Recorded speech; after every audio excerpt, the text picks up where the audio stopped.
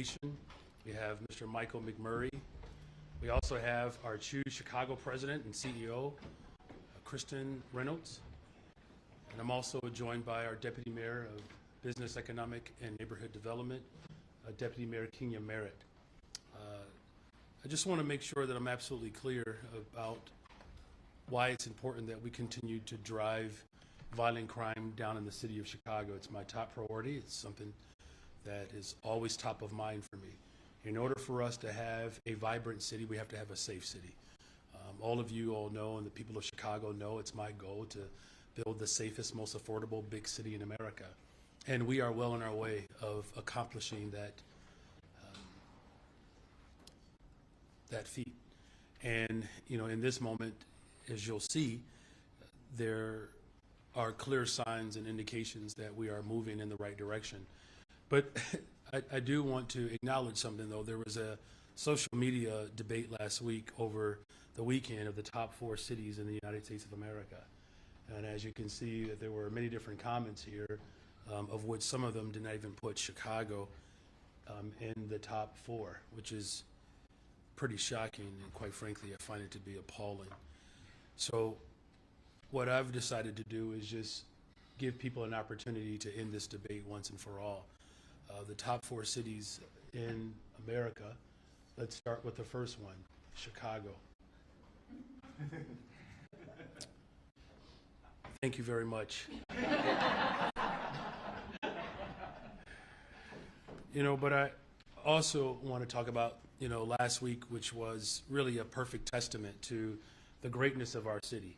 We hosted the Premier League games, the doubleheader. It was just an amazing turnout, 50,000 folks from all over the world. We had the Fiesta del Sol. We announced that the All-Star Game of 2027 is coming to Chicago, and we had literally the best Lollapalooza that we've ever had. I think a lot of people were really impressed with what they saw with Lolla in particular. We're still waiting on some of the final numbers, but we saw upwards of 115,000 attendees every single day, the fewest arrests that we've seen.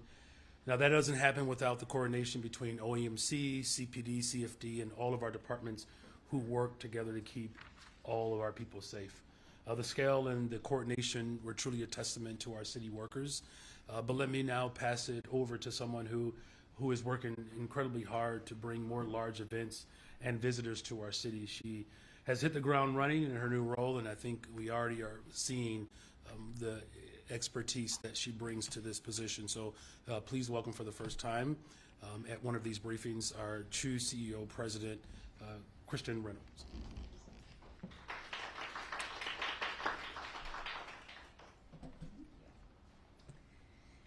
Thank you so much, Mayor Johnson, Deputy Mayor Merritt, and Commissioner McMurray for inviting me today for your leadership and your partnership and your support of Chicago's tourism industry.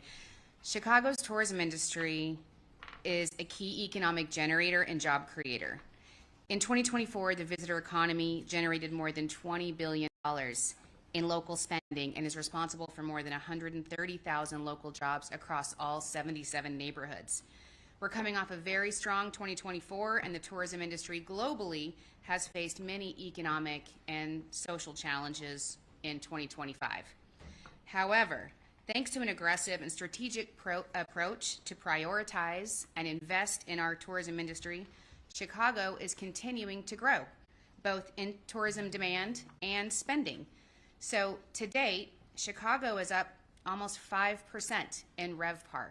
RevPAR is revenue per available room, and that's when you combine occupancy and average daily rate.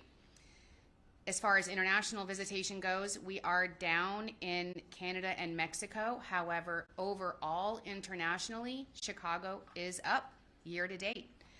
And that's primarily because of tremendous growth that we're seeing in other international markets, including Colombia, Spain, Japan, and Italy.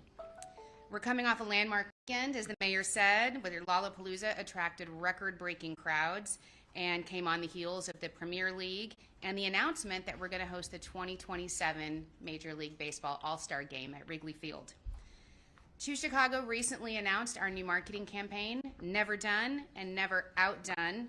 This speaks to our city's continued commitment to evolution, innovation, our unmatched work ethic, and our desire to compete and win.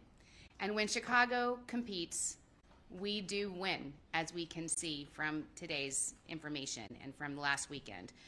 Last year, Chicago's hotel tax revenue increased by $18 million, generating more than $157 million for our city in 2024, and we are currently on pace to top those numbers in 2025. There is tremendous momentum in our city right now, and our biggest challenge is finding the resources to accommodate all of the requests that we're receiving. Chicago is in high demand, but we can't let our foot off the pedal. We are booking conventions and events currently through 2040. So what we do today definitely has implications on our city's success for years to come. And we all know that business attraction and relocation, it all starts with a visit. So when people are exposed to our city, just like they were last weekend, almost 500,000 people, it's impossible not to fall in love with Chicago. But we have to continue to push forward. If we prioritize and invest in our visitor economy, we will set our city up for success for future generations to come. So I want to thank you, Mayor, Deputy Mayor, and welcome Commissioner McMurray to the podium to talk about the great things happening at the airports. Thank you.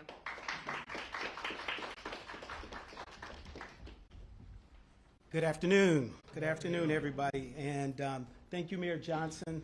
Thank you, Kristen, and thank you, Deputy Mayor Merritt, for having me here today to talk a little bit about some of the great numbers that are coming out from our airport system. I want to thank, of course, my entire CDA team, the fantastic job that we're doing at both O'Hare and Midway International Airports. And so what I'm going to do is give you guys a bunch of numbers here to talk about what's been happening. And of course, this has been a great summer for Chicago airports, as we are seeing record-breaking activity with airlines scheduling nearly 17.8 million departing seats between June and August of this year. That's a 7% increase over last year and 4% jump from our record-breaking pre-pandemic levels in 2019. It's clear that travel to and from the city is not just back, but it's booming. O'Hare and Midway now connect travelers to approximately 265 destinations around the world. That's up from 250 just last summer, further cementing Chicago's position as a leading global aviation hub. And all of this is made possible thanks to the continued commitment of our hub carriers, American and United Airlines at O'Hare, and of course Southwest Airlines at Midway. Earlier this year, American Airlines announced a major expansion at O'Hare with 25% more seats and 22% more departures scheduled for the summer of 2025 compared to last summer, reaching an anticipated peak of 480 flights per day.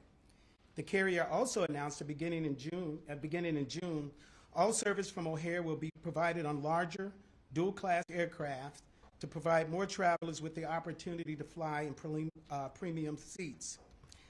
United Airlines, our hometown airline, as well as our largest carrier at O'Hare, also announced this year that it will operate more seats out of Chicago in 2025 than at any point in the past 2 decades. And we have certainly seen the impact of that increase in service.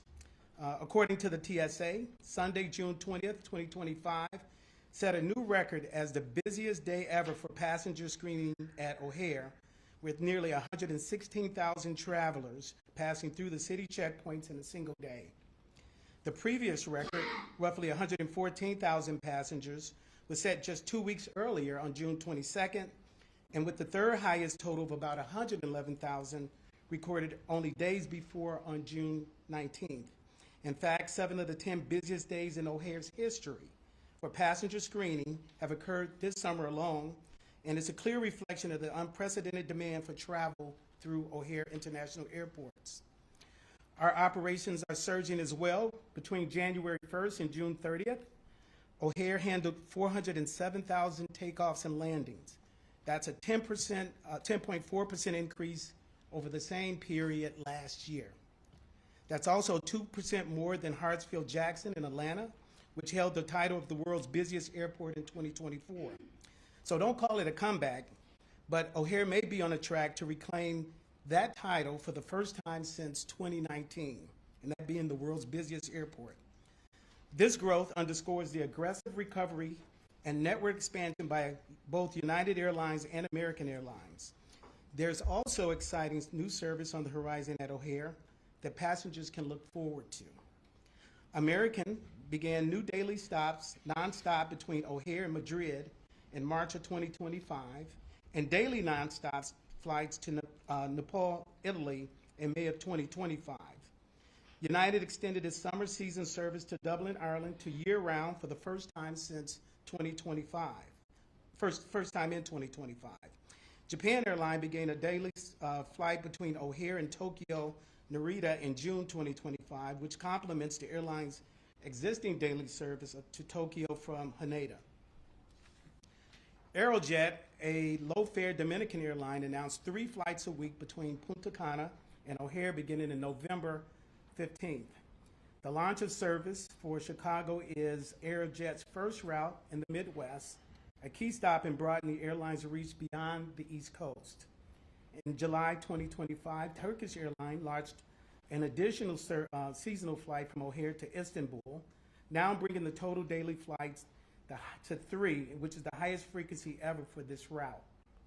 Service to Canada has also increased from carriers at O'Hare this year. United and WestJet launched services to Edmonton, while American and United launched services to Halifax. WestJet is also scheduled to operate the Calgary service year-round for the first time through the upcoming winter 2025-2026 season. And at Midway, Southwest Airlines continued to add to its already sizable number of destinations served by adding new services to Boise, Indianapolis, Palm Springs, and Spokane. In June 2025, saw Allegiant's largest ever departing seats from Midway in a single month. At the peak of its summer service schedule back in July, Allegiant served 6 nonstop destinations from Midway, up from 4 when it began to fly into Midway in May of 2020. All in all, this has been one of the most remarkable summers in the history of Chicago airports. It really has been. We're excited to build on the strong partnerships with our airline stakeholders as we continue to welcome millions of travelers and proudly positioning Chicago not just as a destination, but as a world-class gateway to destinations across the globe. Thank you.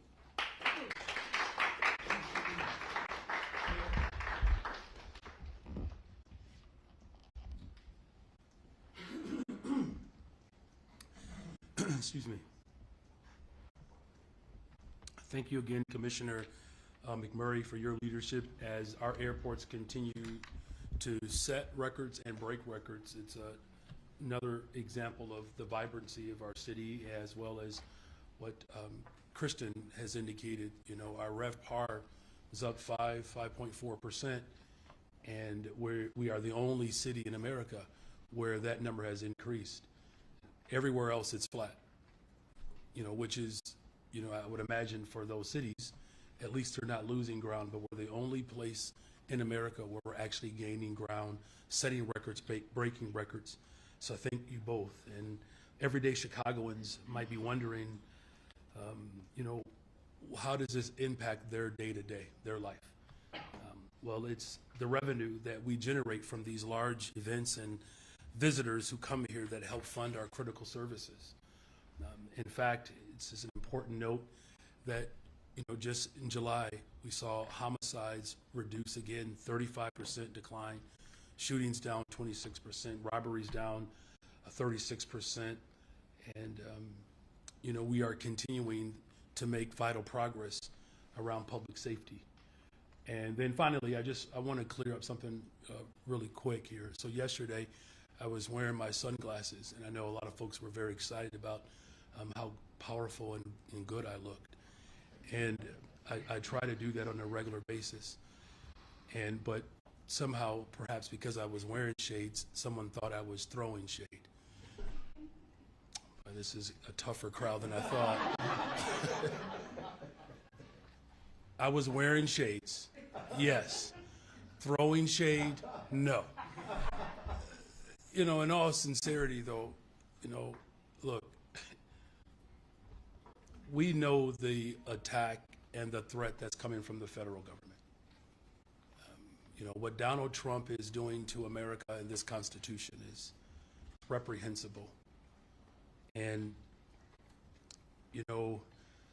what the governor of Texas is doing at the behest of the president to gerrymander black and brown folks out of political power it's certainly on brand for them, but we have to stand up to this type of tyranny. I support the efforts of Governor Pritzker and Newsom and Hochul doing everything in their power to fight back. In fact, we need more of that, in fact. And, quite frankly, there's not I believe, executive in this country that knows how the iniquitous governing style of Governor Abbott has caused a great deal of consternation and terror and fear.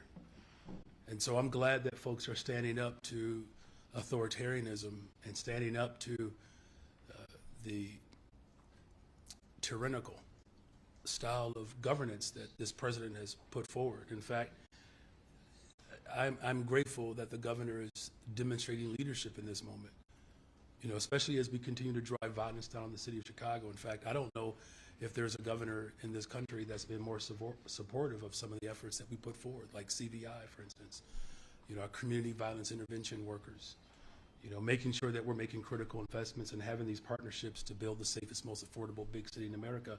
We all have an opportunity to benefit from the vibrancy of our city. At the same time, though, we have to be absolutely clear that, parents woke up to a headline yesterday morning, Chicago Sun-Times, where it is calculated that the parents of this city are woefully underfunded as it relates to their children's public education. Like, that's a real serious challenge that we have, and so we have to do both and.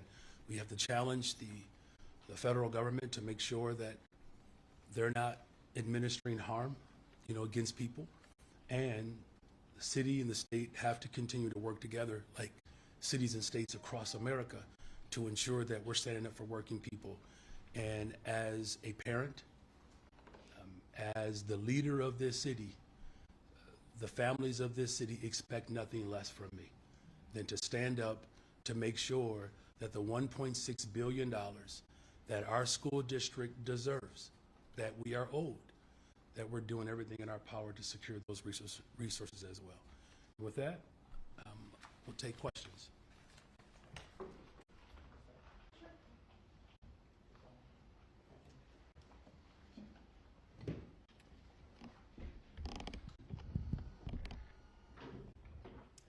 Hi there, for the mayor. Hi, with WGN. Just curious, the deadline will be coming up soon for the first draft of the CPS budget. I think it's about a week away. Your thoughts and feelings on that? Do you think that they'll be able to make that August 28th is when the final draft will be due? Well, we have to. The people of Chicago are counting on us to have a budget that reflects our values. Yesterday, as you know, we announced the expansion of sustainable community schools. This is a model that my hope is that we could take it district-wide, and that's what we're working towards. Look, there's no secret here that we have dealt with financial challenges for a long time in this city, particularly our public schools. And the new CEO that we have in place, she's rolled up her sleeves, the board president, also working with board members to ensure that the schools open with no harm to the classroom. These are very difficult and challenging moments, but it also points back to why we need all of us to come together, the city and the state, to ensure that the $1.6 billion based upon their calculation, the state's calculation, that those resources are delivered. And look, this is not just an issue that the largest school district is faced with here in the state of Illinois. There are many districts across the state of Illinois that are also going to need the infusion of support. That's going to take a lot of courage and political will to do that, but it's a worthwhile investment in our young people. Yep. Thank you for that question. Thank you. No preambles. Mayor Johnson, Straight to the question. Straight to the question. I didn't even start the question. Interrupting me before I start a question is kind of a violation of my First Amendment rights. You know that, right? Mayor Johnson, you really should talk to your press secretary. I mean, it doesn't make you look strong to have them interrupting my questions. It really doesn't. Mayor Johnson, yesterday you took a very thinly veiled swipe at Governor Pritzker for prioritizing and harboring the Democrat lawmakers from Texas over the residents of the South and West Side. But yet, real people on the South and West Side contact me every day and say that they feel that your spending on migrants, putting Chicago in a $1 billion budget gap, Time to get to the question. has harmed them. What do you say to those people? Well, first of all, the investments that I will continue to make, particularly in communities that have been historically left out, we will continue to do that. $1.25 billion investment for housing and economic development. We just put forth another $40 million to expand and develop the infrastructure around homelessness. We've invested in over 30,000 summer youth jobs. We'll continue to make those investments. Look, the less than 1% over the overall budget that we responded to based upon the unholy and ungodly efforts and acts of the governor of Texas, we did the righteous thing by responding. It's very clear that we did the right thing responding to this mission because this is a governor in Texas that can't figure out, quite frankly, how to respond to natural disasters, right? This is a governor who is working hard to eliminate the power of black and brown people. I'm always going to stand up against those efforts, and as a city, we're going to continue to build the safest, most affordable big city in America. National Democrats are pointing to you as an example of why the candidacy of New York Governor, mayoral candidate Zohran Mamdani would be a disaster for New York and for the rest of the country. They say, Question. Mayor Johnson is proof that We need the question. not all Yep. grammar school William. social studies teachers are not qualified to run for mayor. Okay. That your We're gonna need the question. We're $1 billion gonna have to keep moving. budget deficit is an example of failed policies. Okay. What do Thank you you. say to the national Democrat leaders who are pointing to you as an example of incompetence? Yeah, 32% reduction in homicides, 38% reduction in shootings, 38% reduction in shooting victims. We have, some of the greatest numbers of airport interaction than we've seen ever in the history of our city. We have more people moving to the city of Chicago. We're on pace to build 10,000 more affordable units. Look, the city of Chicago has long been the punching bag of the extreme right. We know they have, but it's proof positive that we're. All right, thank you. I want to finish answering the question here. We're becoming the safest, most affordable big city in America, and that's because the investments that we're making in mental health, housing, youth employment, economic development.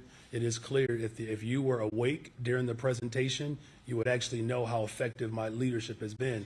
Next time, won't you do us a favor and at least not nod off when we're actually giving the real people that you talk to the evidence of how we're building the safest, most affordable big city in America.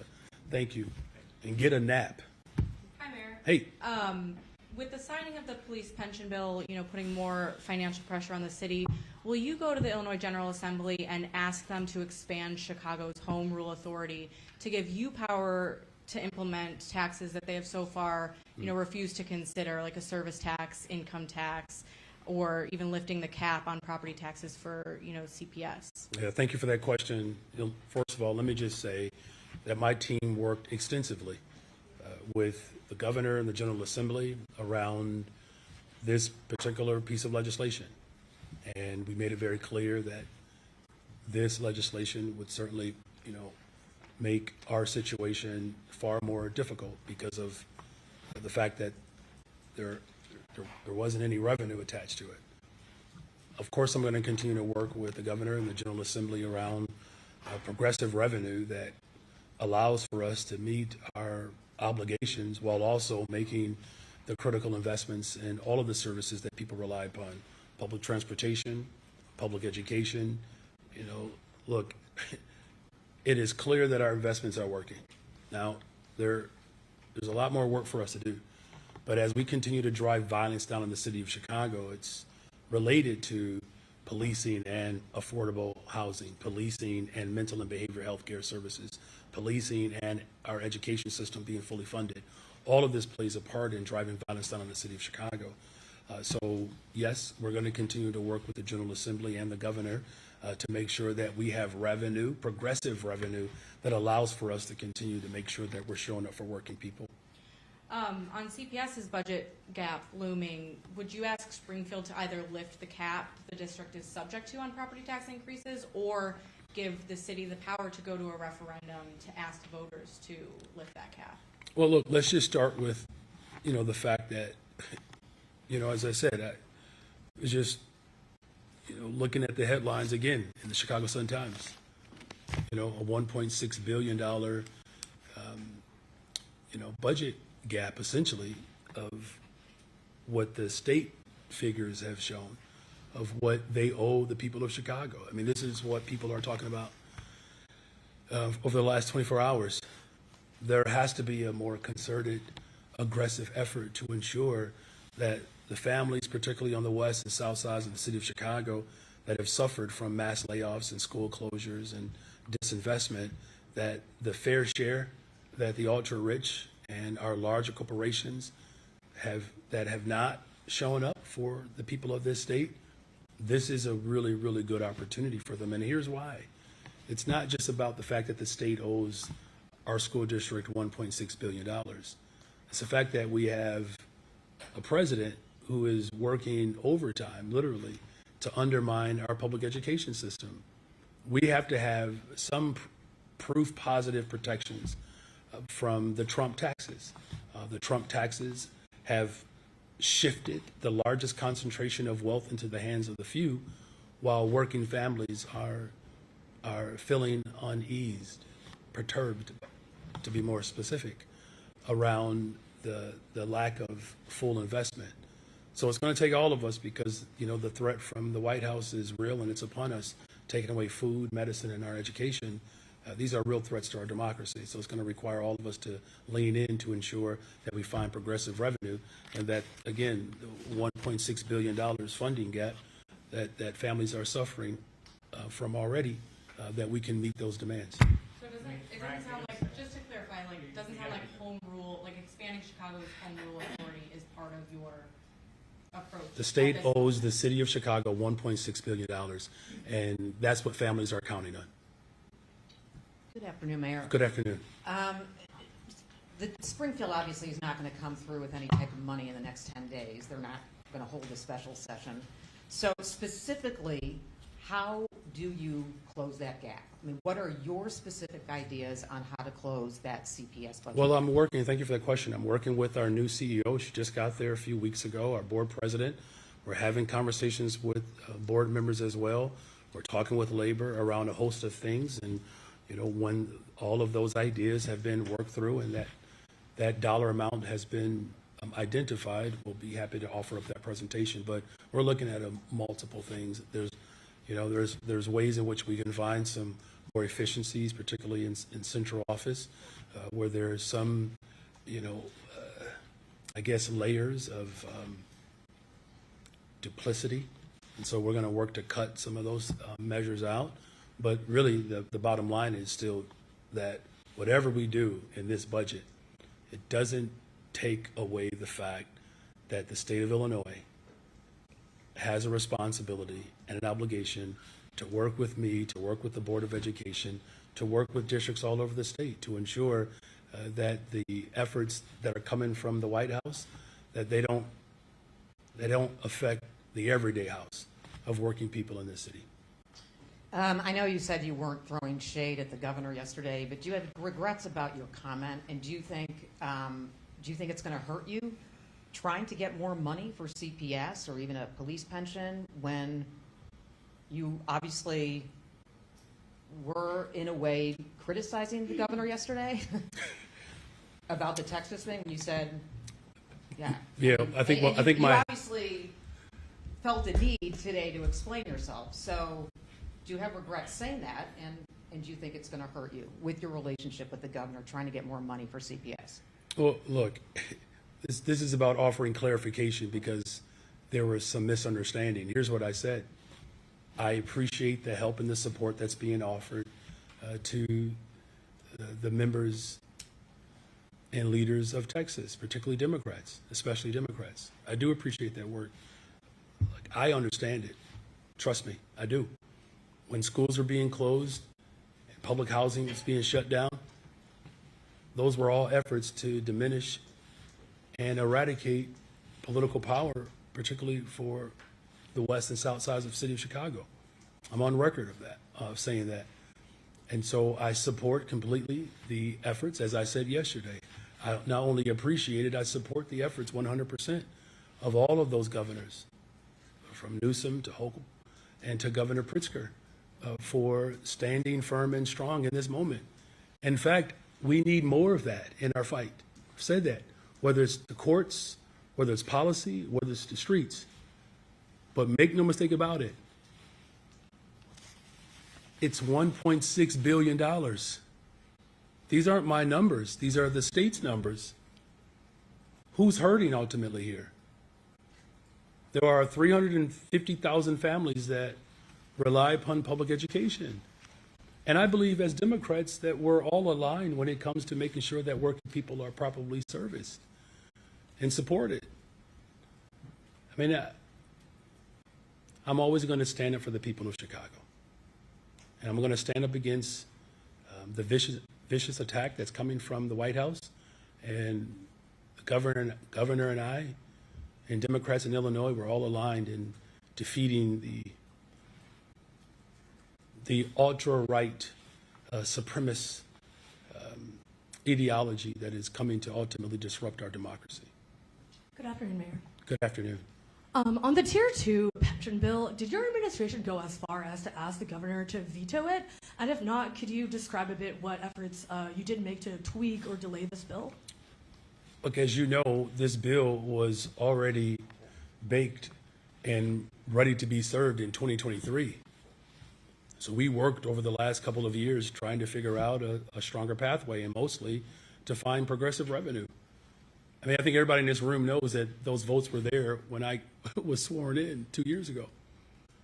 Now look, my team has spoken extensively with the General Assembly and the governor's office around this obligation. And look, I get the position that the governor was in. It's a veto-proof majority. I mean, he was in a tough position. I understand that. You know, and I'm going to continue to work with the governor around ways in which we can generate the revenue to respond to pensions, transportation, education. Here's what I'm encouraged by. That I don't believe there's anyone in this state that wants to retreat from our responsibility to stand up for working people. I believe wholeheartedly that there are Democrats around the state who recognize our assignment in this moment. And I'm going to continue to lead the charge to stand up for working people. We're building a safe, affordable, big city. You can obviously see the effects of our leadership in this moment.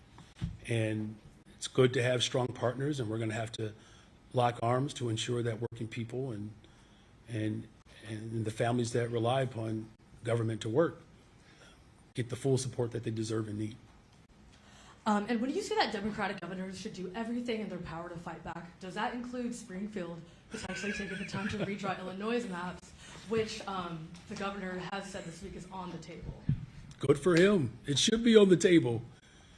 Look, I mean, all right, y'all know who I am. There's no secret here that I have stood up against some of the most vicious attacks that have come from the Trump administration. Our city was under attack for over 2 years. And this same governor who refused to cooperate with the Biden-Harris administration to respond to this crisis is now taking more orders from the tyrant. It's well past time that we roll up our sleeves and do whatever is necessary. Again, the courts. You know, the Trump administration sued me and my administration. We beat them. You know, the Trump administration is undermining our efforts to build more affordable homes. And so what do? We come up with green social housing. We have to do whatever is necessary to ensure that working people know that we have their back. And I will always stand up for working people. And as Democrats, this is a moment in history where we get to set the standard of not just what a fight back looks like, but what does a full comeback look like? As Mr. McMurray said, Commissioner McMurray, you got an airport that's, you know, on the heels of becoming the most busiest airport in the country. We have hotel occupancy that's up. Tourism is up in our city. Violent crime is down in our city. The Cubs are in second place. Come on, Cubs. It's a good time to be a Chicagoan. It's a better time to be, you know, a leader in this moment to ensure that people know that we're going to do everything necessary to make sure that working families are loved and seen and protected. Hi, Mayor. Hi. Going back to the pension bill, S&P today said that that bill will worsen Chicago's financial condition. You've said that this budget season is going to be unlike any in Chicago history. What is the city going to do to find another $11 billion to pay into police and fire pensions? And are you worried that it could trigger another downgrade of the city's credit rating? You know, I know that we have to ensure that, you know, our pensioners are supported. I mean, I think everyone agrees with that. And we've always said from the very beginning that we have to have revenue attached to any reform to pensions. That didn't happen this time. And, you know, am I concerned? Of course I am. You know, do I believe that all hope is lost? No. And so, again, we worked hard and in a very extensive, intense way with the General Assembly and the sponsor of this effort. And I know the sponsor in particular, I mean, I'll name drop. Senator Martwick is aligned with me when it comes to finding progressive revenue. I know he's committed to that. He's a strong partner and believer of that endeavor. We have reached a point now where there's no return. And so it's incumbent upon all of us to do both and. Fight against the Trump administration, put forth a bold agenda that demonstrates to working people that even in the midst of this difficult season, that we can still come together collectively to ensure that working people are protected and that our values are on full display. There's no better time than now. And I can tell you that Chicagoans are counting on all of us to figure this out collectively. Switching topics a little bit. Thank you very much. Two district councils are considering issuing no confidence votes in Commander John Foster of Area 5 detectives, citing his ties to the wrongful conviction of Kevin Jackson in a 2001 murder in Englewood. Are you comfortable having a police commander in charge of detectives in Area 5 who has ties to a wrongful conviction? I would have to, look into that one more. Heather, to be perfectly frank with you, I'm not, aware of this particular incident. As you do know, though, and thank you for the covering of these challenges, that we've dealt with a number of incidents of which law enforcement did not live up to the standard of constitutional policing. Of course, if I'll look into this, but of course I'm not ever going to be pleased with anyone who has the honor to serve and to protect to be aligned with any sort of breakdown around trust and confidence in law enforcement, especially at a time in which we're seeing unprecedented numbers, essentially, right? As we continue to break records in the city, that it's going to be critical for our city moving forward to have absolute trust. But I will have to explore and look into this one, okay? Hi, Mayor. Back to the budget. What happened to the pension working group that you created? You know, at this time, roughly this time a year ago, your administration was saying a report would be released in the coming months, and it would include legislative recommendations on this exact Tier 2 bill that we're talking about. As far as I'm aware, nothing was released. The group's disbanded. What happened? Well, I mean, what happened is that you had an untenable situation in Springfield in which, you know, people were committed to moving forward with what was proposed.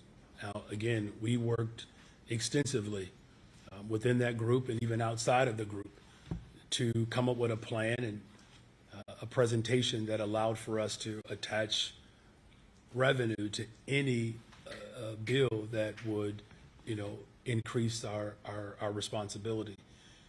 That didn't happen. And, you know, it's a disappointment. And we still need the revenue in order to be able to meet this responsibility.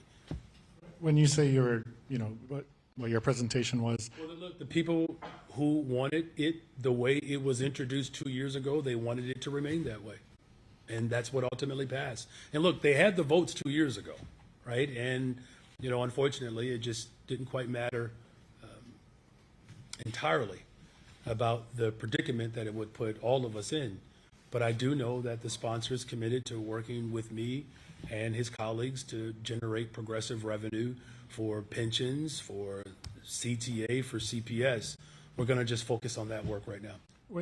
did the group get as far as like advocating for a specific revenue source for these costs, or was it general? Thank you for that question, Justin. There were a number of ideas that were on the table, some of which, you know, will be debated and discussed, you know, in the coming months. And we have reached a point of no return. The systems that people rely upon, education, healthcare, housing, our transportation, they are woefully underfunded, and everyone knows that. Everyone knows what, you know, my commitment is to progressive revenue. I can't do this by myself. Other folks have to lean in to get a substantive revenue package across the finish line. Now, I'm going to work hard to model that locally.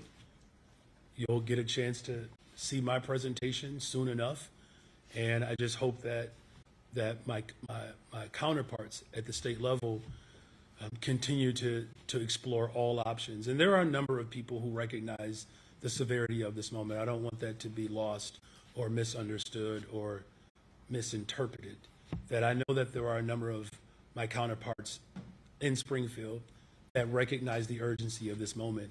Now it's just a matter of us using the political will that really the working people have bestowed upon us to execute a budget package that speaks to our values and funds our critical services. Good afternoon. Good afternoon. Yesterday, Deputy DK's Commissioner Sangini Brambot was, according to our sources, abruptly fired with, quote, the trademark cruelty of Commissioner Clinay Hedspeth, who is the subject of multiple abuse allegations for doing, among other things, cursing out staff in staff meetings until they cry. She's lost now 25 of her employees, including most of her senior staff. In April, a letter was sent to you by 200 members of the arts community asking if you'll address these allegations, but I believe Can we get to the question? They still do not have a response. Will you respond to these allegations of abuse? I don't discuss personnel issues. I believe everybody knows that. And I will, you know, maintain, you know, my commitment to the arts community. We continue to make critical investments that have not been made in a very long time, and in some instances, ever. And, you know, our deputy mayor is here. If you want to speak to some of those investments that we've made within the art community, that's what our focus is going to remain. And again, I don't discuss personnel issues. Sure, and I'll just add some of the investments that this mayor has made in the current budget is additional funding to help offset some of the losses that many of our arts organizations have experienced at the federal level. And so the mayor has doubled down on his commitment to not only supporting local artists, but also our arts organizations here in the city. When I asked Chief of Staff Christina Pasion-Izayas about these abuse complaints, she said, Ms. Merritt, that you're the person who's overseeing that department. And I asked if she was aware of the abuse complaint. She said, you need to ask Kenya Merritt. Are you aware of the abuse complaints that have been filed with Inspector General? Yeah, and as the mayor stated, we don't talk about personnel matters. Thank you very much. Thanks, Monica. Afternoon. So last month, U.S. Senator Dick Durbin announced that there's a very strong possibility that Roseland Community Hospital might close behind these Trump cuts to Medicaid and other health funding. And since then, there's been some indication that St. Bernard's might follow the same route. What steps or preparation is the city taking to avert this potentially in conjunction with the county? Yeah, this is a grave concern for all of us, and thank you for lifting up the county as well. I've had multiple conversations with President Preckwinkle. Our team is in communication with one another to figure that out. These are unprecedented times. The President of the United States of America, as you indicated, whether it's medicine and healthcare, food, education, anything and everything that working people and poor people in particular rely upon as it relates to government services, he has literally taken all of those dollars and shifted them into the hands of the ultra-rich. It's a deeply, deeply troubling moment. And so we're looking at a number of options that we can take in the meantime to be able to mitigate the potential harm against families who rely upon our healthcare systems.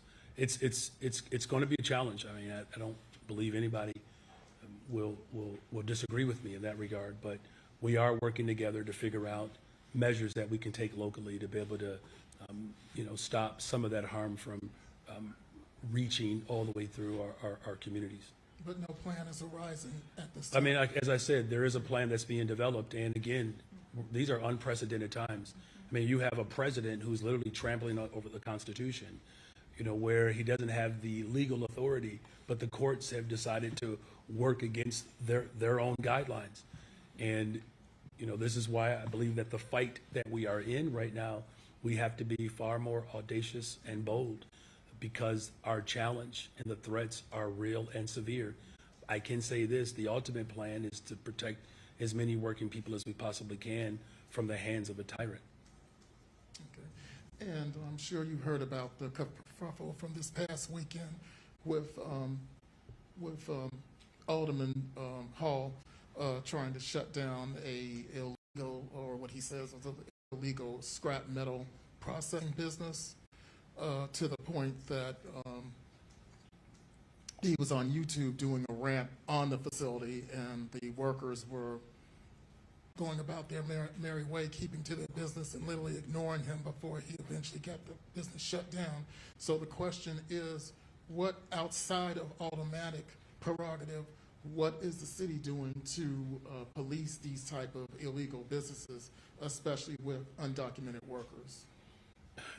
Well, and keep in line with your Thanks. Yeah, I understand what you're saying. That's why we looked at each other. Let me just say, first things first, I'm going to pass it over to our deputy mayor. And within buildings, within business and consumer protection, BACP, remember all these different entities of government, we are in constant mode of protection. But Deputy Mayor, if you want to speak to. And so I'll just add, in terms of businesses that present challenges in our community, we approach it two ways. One, to your point around the worker aspect, we have a robust Office of Labor Standards where workers can call in and share concerns with a particular company. In addition to that, we have a team that is charged with ensuring that businesses are following the rules and that they're compliant. But beyond that, when there are issues, we do work really closely between multiple departments, the whole force of government, including the Chicago Police Department, Business Affairs and Consumer Protection, as well as others, to ensure businesses are showing up the right way in our neighborhoods. Thank you very much. Yes. Good afternoon, Mayor. Good afternoon. As your administration crafts the 2026 budget, are you exploring any potential new revenue sources among those gains in large events and air travel that were highlighted today? Or is that something that could potentially stifle those gains? Well, clearly, let me just say that we have not done anything to stifle those gains, right? So let's just acknowledge that. As the most pro-worker city in America, it turns out you can be pro-worker and pro-business. This is proof positive of that.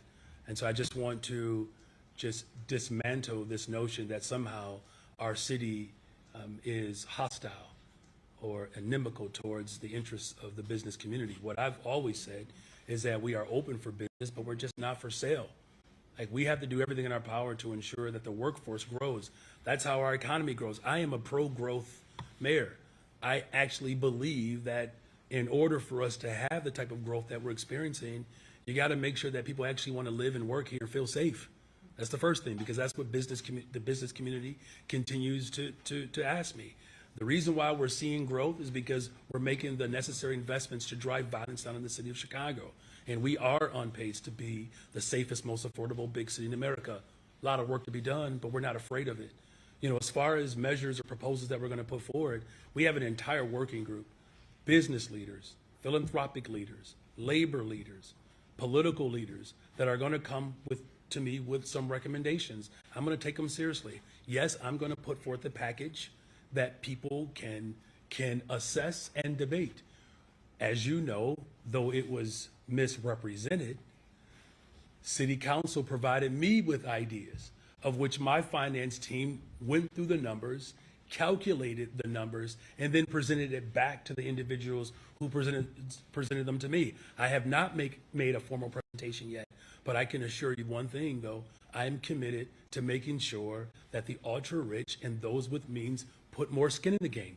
That is the pathway forward. As long as there's a $1.6 billion payment that the city of Chicago is due, as long as there are families who are struggling to make the ends meet, as long as there are families who are relying upon our public transportation system but feel uncertain because of the cuts that are looming, I'm going to continue to advocate and fight for the interests of every single Chicagoan.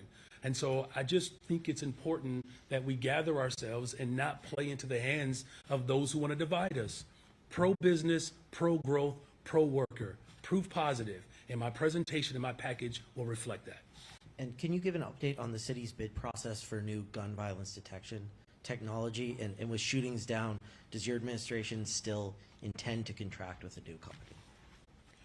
Well, I'm supportive of things at work, right? I've always said that I've been open, to a conversation around how we can advance and improve how we deliver community safety.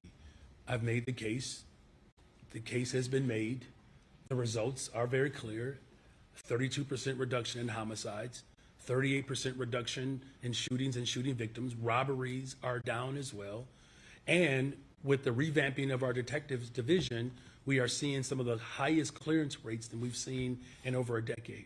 Right? I believe the last number that I received from our constitutional policing presentation was about 77% of our cases have been cleared.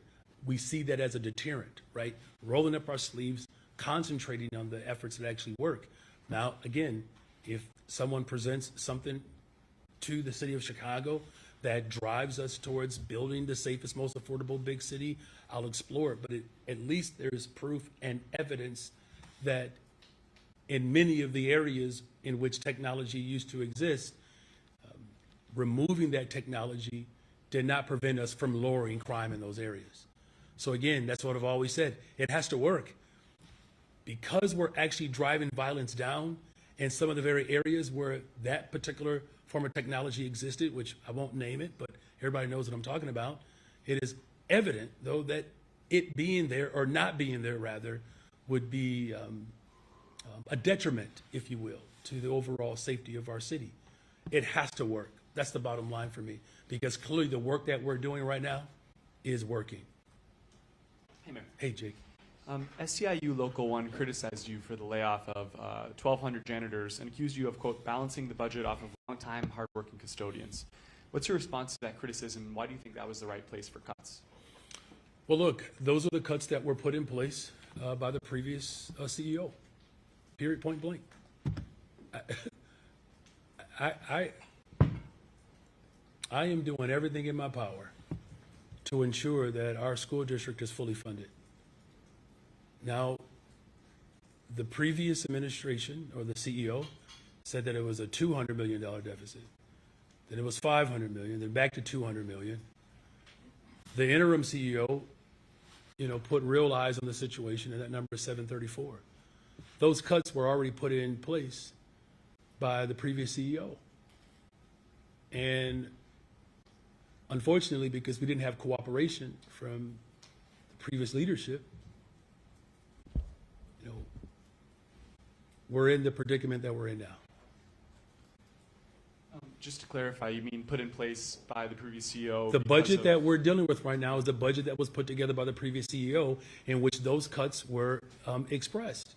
Now, here's the problem, though, is that now we're in a situation where we have to figure it out. Now, I'm going to do everything in my power to figure it out. And this is the problem, the challenge when you have individuals who are more interested in their next job than doing the current one. You celebrated the sustainable schools expansion. How much did that cost, and why do you think it makes sense to add spending there while cuts are going on with janitors, with crossing guards, and other spaces? Well, look, the most important thing to note is I don't want to see any cuts to the classroom. And I want to make sure that the investments that we're making are working. This one is working. So it's not about one over the other. It's really about ensuring that our children get the high quality education that they deserve. This is about a world-class city providing a world-class education. The sustainable community schools model is the model for the future. Remember, we're coming out of an era of privatization, school closures, the dismantling of the workforce. Now we're moving in a direction where the community actually gets to play a part in the overall direction of how a school shows up for that particular community. Don't you think that's a worthwhile investment to ensure that parents are empowered in the direction of their child's education? Don't you think that's the best type of investment where children actually receive full wraparound services, particularly in neighborhoods where trauma is quite pervasive and rampant? Do you know that when doctors are being prepared for war, they send those doctors to hospitals in black communities in particular?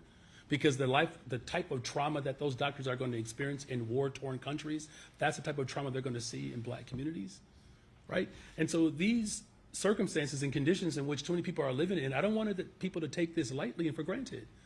That to question our investment in communities that have been historically disinvested in, I actually find that to be, frankly, if I'm being dishonest, I actually find it to be appalling.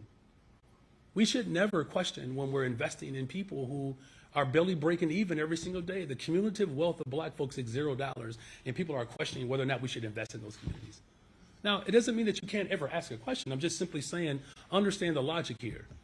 Disinvestment, trauma, crime. Investment, healthy, whole, and safe. I want healthy, whole, and safe. And that requires me to invest in those communities. So I'm going to continue to do that, and we're going to continue to work with the state of Illinois to make sure that, this headline one day reads that the state of Illinois showed up for the people of Chicago with $1.6 billion. All right, thank you all. Good job, Kristen.